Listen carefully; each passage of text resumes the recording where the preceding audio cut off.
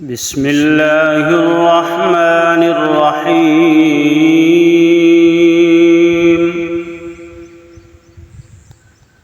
أرأيت الذي يكذب بالدين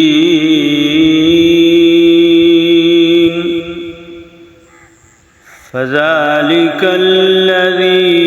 يدع اليتيم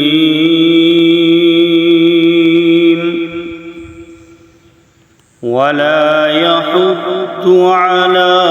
طعام المسكين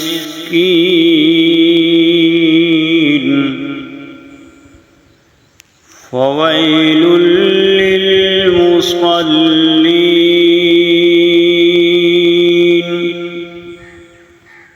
الذين هم عن صلاتهم ساهون